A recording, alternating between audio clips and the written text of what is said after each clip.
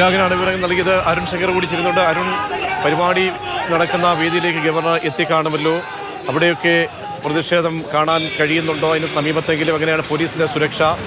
എത്ര സമയം ഗവർണർ ഇനി പരിപാടി ഹാളിൽ ഉണ്ടാകുമെന്നാണ് ഔദ്യോഗികമായി അറിയിക്കുന്നത്?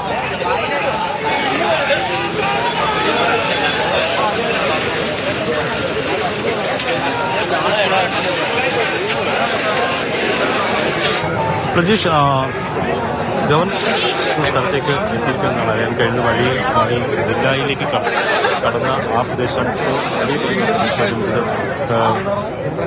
ഇടതു പാർട്ടിയുടെ ഭാഗത്തു നിന്ന് ഉണ്ടായിരുന്നു. പക്ഷേ മുൻപ് കണ്ടിട്ടുള്ളതുപോലെ അക്രമാസക്തമായ രീതിയിൽ പ്രതിഷേധം ഉണ്ടായിട്ടില്ല. തലകുടി വീശിയുള്ള പ്രതിഷേധവും ഗവർണർ കടന്നുപോയ ശേഷം റോഡിലെത്തിയിട്ടുള്ള പ്രതിഷേധവുമാണ് ഉണ്ടായിരിക്കുന്നത്. വലിയ പോലീസ് സന്നാഹമാണ് ജില്ലാ അതിർത്തിയിൽ ഏർപ്പെടുത്തിയിരുന്നത്. മനുഷ്യ സംഭവങ്ങൾ ഉണ്ടാകാതിരിക്കുന്ന പോലീസിന്റെ ഭാഗത്തു നിന്ന് ഉണ്ടായിരുന്നു.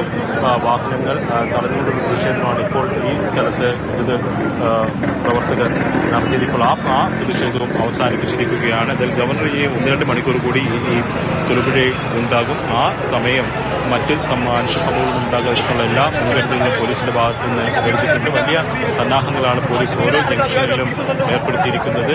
എന്നാൽ ഏതെങ്കിലും തരത്തിൽ നേരത്തെ തിരുവനന്തപുരത്ത് കണ്ടതുപോലെ ഗവർണറുടെ വാഹനത്തിന് മുന്നിലേക്ക് ചാടി വീണുകൊണ്ടുള്ള ഒരു പ്രതിഷേധം ഉണ്ടാകാനുള്ള സാധ്യത തള്ളിക്കളയുന്നില്ല. പക്ഷേ അങ്ങനെ ഉണ്ടാകാതിരിക്കാനുള്ള മുൻകരുതൽ പോലീസിന്റെ ഭാഗത്തുനിന്ന് വലിയ രീതിയിൽ കോൺവോയുടെ എണ്ണം കൂട്ടിയിട്ടുണ്ട്. അതിനുള്ള വാഹനങ്ങളുടെ എണ്ണം കൂട്ടിയിട്ടുണ്ട്. പോലീസുകാരുടെ സാന്നിധ്യം എല്ലാം വർദ്ധിപ്പിച്ചിട്ടുണ്ട്. അതുകൊണ്ട് അത്തരത്തിലുള്ള സംഭവങ്ങളൊന്നും ഉണ്ടാകില്ല എന്നുള്ളതാണ് പോലീസിന്റെ വിലയിരുത്തൽ. എന്തായാലും ഒരു 2 മണിക്കൂർ കൂടി ഗവർണർ തൊടുപുഴയിൽ തുടരുന്നുണ്ട്. ആ 2 മണിക്കൂർ വളരെ പ്രധാനപ്പെട്ടതാണ് പോലീസിനെ സംബന്ധിച്ച്.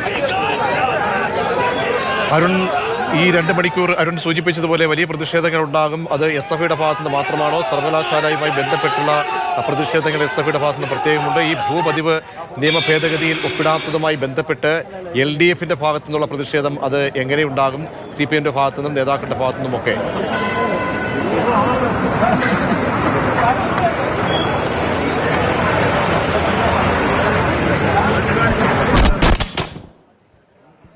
രണ്ട് തരത്തിലുള്ള പ്രതിഷേധമാണ് ഇടത് പാർട്ടി ഇടത് പാർട്ടികൾ പ്രധാനമായിട്ടും ഉന്നയിക്കുന്നത് ഇടുക്കി ജില്ലയെ പ്രധാനമായും ഭയക്കുന്ന ഭൂപതിവ് ചട്ട ഭേദഗതി ബില്ലിൽ ഗവർണർ ഒപ്പിടാത്ത വിഷയമാണ്. ഒപ്പിടാത്തത് മൂലം സാധാരണ ജനങ്ങൾ വലിയ ബുദ്ധിമുട്ടിലാണ്. ആ പ്രശ്നം മുൻനിർത്തിക്കൊണ്ടാണ് ഇടതുപക്ഷം, പ്രത്യേകിച്ച് CPM ഇന്ന് ജില്ലയിൽ ഹർത്താൽ പ്രഖ്യാപിച്ചിരിക്കുന്നത്. അതിന്റെ ഭാഗമായിട്ടുള്ള പ്രതിഷേധം നടക്കുന്നുണ്ട്. അതോടൊപ്പം തന്നെയാണ് SFI നേരത്തെ തന്നെ നടത്തിവരുന്ന ഈ സർവകലാശാലകളിലെ ഗവർണറുടെ അനാവശ്യ ഇടപെടൽ, അതിനെതിരെയുള്ള SFIയുടെ പ്രതിഷേധം, അതും സമാന്തരമായി മുന്നോട്ട് കൊണ്ടുപോകാൻ 2 തരത്തിലുള്ള പ്രതിഷേധമാണ് ജില്ലയിൽ ഇടത് പാർട്ടികളുടെയും അതോടൊപ്പം തന്നെ വിദ്യാർത്ഥി സംഘടന SFIയുടെയും നേതൃത്വത്തിൽ നടത്തുന്നത്. നിലവിലിപ്പോൾ പ്രതിഷേധം അവസാനിപ്പിച്ചിരിക്കുകയാണ്. ഗവർണർ ഇപ്പോൾ ഈ പരിപാടിയിൽ വ്യാപാരി വ്യവസായ ഏകോപന സമിതിയുടെ പരിപാടിയിൽ പങ്കെടുത്തുകൊണ്ടിരിക്കുകയാണ്.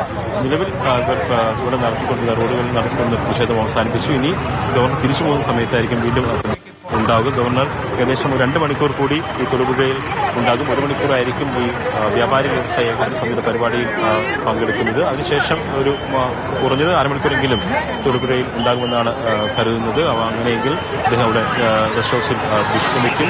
ആ സമയത്ത് ഉൾപ്പെടെ പ്രതിഷേധം ഉണ്ടാകാനുള്ള സാധ്യതയുണ്ട്. അതുകൊണ്ട് ഈ വിശ്രമിക്കാനുള്ള സാധ്യതയുള്ള സ്ഥലങ്ങളിലെല്ലാം പോലീസിന്റെ ഒരു മുൻകരുതൽ ഉണ്ടായിട്ടുണ്ട്. എന്തായാലും ഇന്നിവിടെ ഹർത്താൽ കൂടിയാണ്. വലിയ രീതിയിലുള്ള ഹർത്താൽ ആയതുകൊണ്ട് തന്നെ കടകളൊക്കെ അടഞ്ഞു കിടക്കുകയാണ്. ഈ പ്രതിഷേധക്കാരും ഈ പ്രതിഷേധം കാണാനെത്തിയ കുറച്ച് ആൾക്കാർ മാത്രമാണ് ഇവിടെ ഉള്ളത്. എന്തായാലും നിലവിൽ ഈ സാധാരണ പ്രതിഷേധത്തിന് അപ്പുറത്തേക്ക് അതൊരു അക്രമാസക്തമാവുന്ന രീതിയിലേക്ക് ഈ പ്രതിഷേധം പോയിട്ടില്ല. ശരി, അരുൺ ശങ്കർ.